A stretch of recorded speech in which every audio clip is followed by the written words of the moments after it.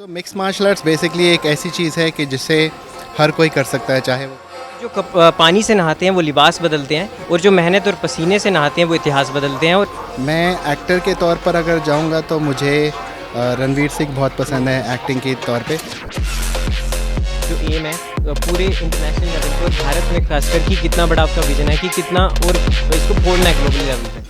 नमस्कार दोस्तों, आज हमारे साथ जो शख्स मौजूद हैं उनको इंट्रोडक्शन की वैसे तो ज़रूरत नहीं है, लेकिन मैं फिर भी एक स्पेशल इंट्रोडक्शन दूंगा और वो एक शायरी के साथ दूंगा। काफ़ी फेमस हिंदी एक सेइंग है कि जो पानी से नहाते हैं वो लिबास बदलते हैं, और जो मेहनत और पसीने से नहाते हैं वो इतिहास बदलते हैं। और आज हमारे साथ ऐसे ही ऐतिहासिक इन्होंने जिनका हिस्टोरिक पन्नों पे अपना नाम एक दर्जा, हमारे साथ मौजूद है एलन सर। और ये पंजाब से नॉर्थन बेल्ट वाले शायद इनको जानते भी होंगे, तो welcome to our show sir. Thank you, बहुत बहुत शुक्रिया, आप लोग ने मुझे इतना प्यार नवाजा। आपकी शायरी बहुत बेहतरीन है। खैर मैं शायरी नहीं कर पाऊंगा आपके जैसी, बट बहुत खुशी है कि आज आपके सामने हम ये बातचीत कर रहे हैं। जी सर, सबसे पहले आप जो करते हैं वो बेमिसाल करते हैं, आप कुछ और मत कीजिए, आप यही कीजिए, हम तो उसी के लिए आपको प्यार करेंगे। और मैं ये कहना चाहूँगा सर, सबसे पहले जो लोग बिल्कुल नहीं जानते एमएमए या एमएफएन के बारे में, तो आप एक बेसिक से आप समझा सकें उनको, कि जो छोटे यंगस्टर्स भी हैं, कि actually what the sports all about. So mix martial arts basically एक ऐसी चीज़ है कि जिसे हर कोई कर सकता है, चाहे वो बच्चा हो या बड़ा हो। और ये ज़रूरी नहीं कि हर किसी को केज में जाकर या रिंग में जाकर फाइट करनी होती है।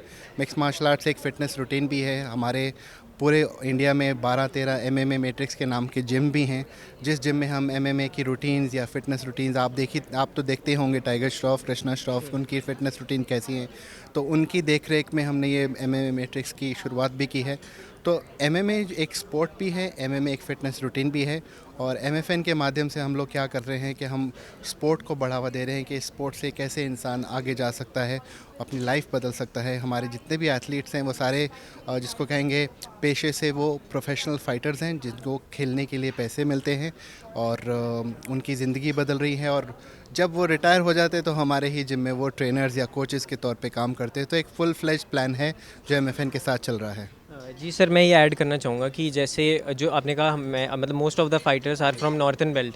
और नॉर्थन बेल्ट हमारे ना बचपन से पक्के होते हैं, हमें घर वालों ने मार मतलब बचपन से हमारी फाइट शुरू हो जाती है। जो मार पड़ी होगी हमें भी, आपको बचपन में शरारत जब करते होंगे पड़ी होगी, तो उस वो जो मतलब पिंडों जड़े बंदे आंदे उठ के वहाँ से उठ के आना, और इंटरनेशनल लेवल पे जब आपने एक बेंच मार्क सेट किया, और पहले आप एमएमए फाइटर थे, एक यूनिकॉर्न, आपको द बिग बुल के नाम से भी जाना जाते हैं, तो कितना अच्छा लगता है जब इंटरनेशनल लेवल पे कि पंजाब दा मुंडा छा गया इंटरनेशनली। बहुत अच्छा लगता है। इनफैक्ट कि मैं तो आज भी यही बोलता हूँ कि बहुत से फ़ाइटर्स ऐसे हैं जिनकी वजह से मैं अपने ख्वाब पूरे कर रहा हूँ।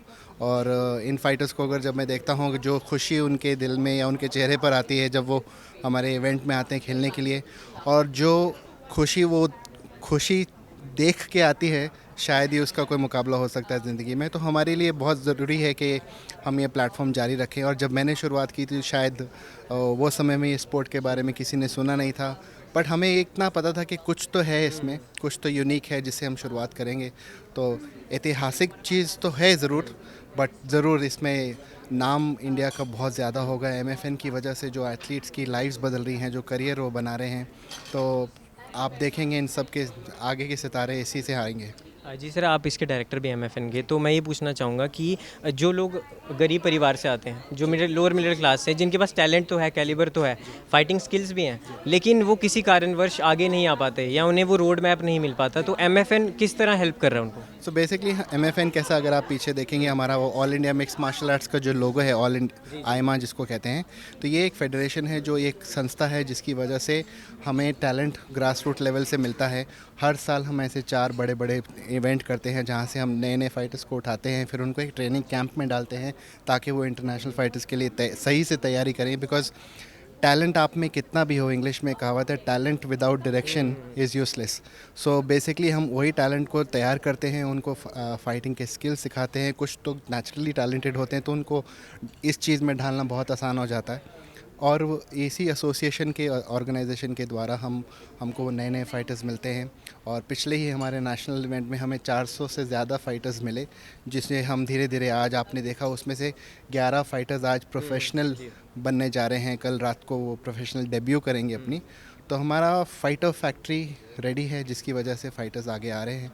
बस उसी की तैयारी है और ये तो बढ़ता ही रहेगा। जी, और काफ़ी कुछ है सर ने बताया उनकी बकेट लिस्ट में। और अब मैं ये पूछना चाहूँगा कि आयशा जी और कृष्णा जी हमारे पीछे हैं, आप देख भी पा रहे होंगे, तो इनके साथ एसोसिएट होकर आपको कितना अच्छा लगा? और टाइगर सर जो पूरा ब्रांड एम्बेसडर भी हैं और उनका अपना ब्रांड है, उन्होंने जब लॉन्च किया तो आपको, जब उन्होंने आपसे बात तो ज़रूर की होगी, आप भी उनके साथ फिटनेस ट्रेनिंग करी है जो, तो किस तरह के हैं वो, और उनका जो विज़न है वो कितना बड़ा है, जो एम है पूरे इंटरनेशनल लेवल पे और भारत में खासकर, कि कितना बड़ा आपका विज़न है कि कितना और इसको फोड़ना है ग्लोबल लेवल पे?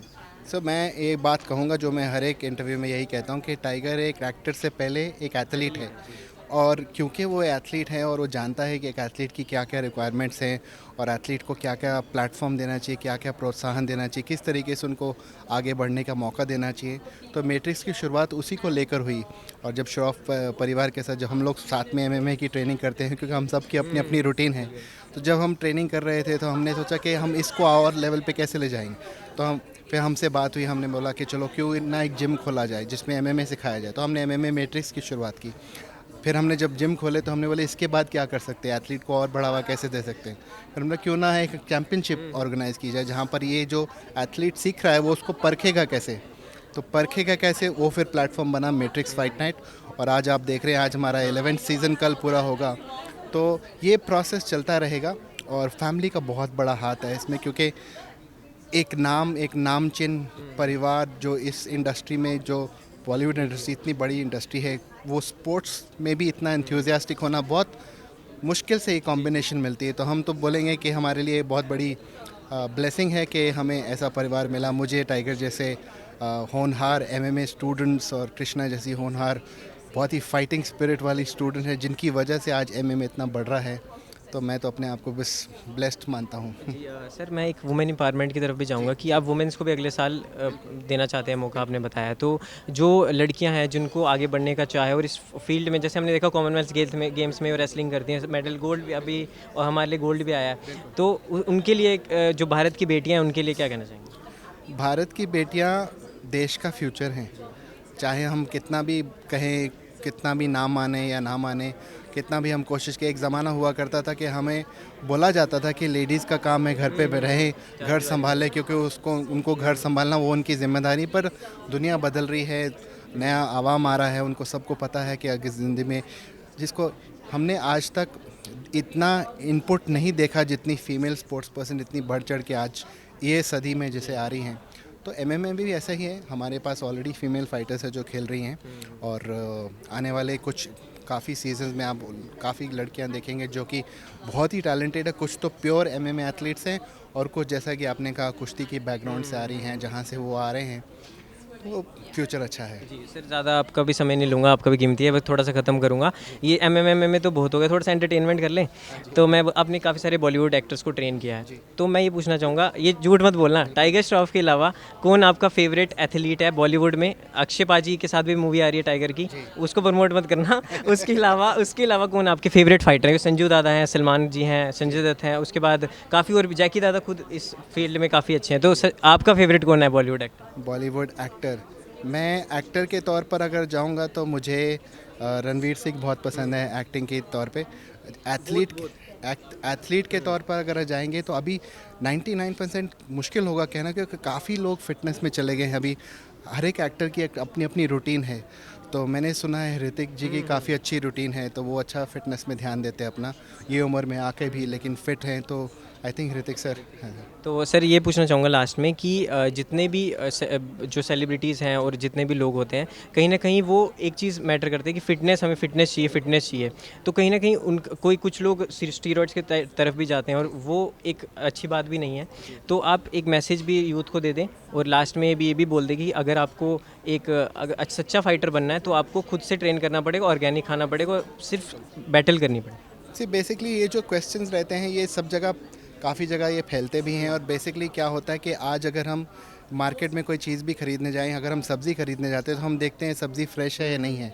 तो मैं ये कहूँगा जितने भी एथलीट्स हैं, जितने भी स्पोर्ट्स पर्सन हैं, जब अगर आप किसी भी फिटनेस रूटीन में जाते हैं आप उसके बारे में रिसर्च कीजिए। हर एक चीज़ के पीछे एक साइंस है, साइंस के पीछे न्यूट्रिशन है। अगर आप उन दोनों का मिश्रण करेंगे आपको किसी भी फॉरेन सब्सटेंस की ज़रूरत नहीं पड़ेगी और आप एक अच्छे एथलीट बन पाएंगे। जी, और फाइनली लास्ट में ये कहना चाहूँगा, बहुत अच्छे हैं, जैसा इनका नाम है वैसे ही खुद भी नेचर वाइज वैसे भी हैं, काफ़ी अच्छे हैं और काफ़ी अच्छा लगा इनके साथ बात करके। Such a sweet soul, thank you आपके टाइम देने के लिए सर। और MFN का कल फाइट नाइट है, आप ज़रूर जाके देखिएगा। और जितने भी लोग हैं फॉलो करिए, डिज्नी हॉटस्टार आपके सभी के फ़ोनों में, कहीं जाने की ज़रूरत भी नहीं है, वहीं पर फॉलो अप करें। तो थैंक यू सर, आपको हमारे साथ जुड़ने के लिए बहुत बहुत शुक्रिया। बहुत बहुत शुक्रिया, थैंक यू।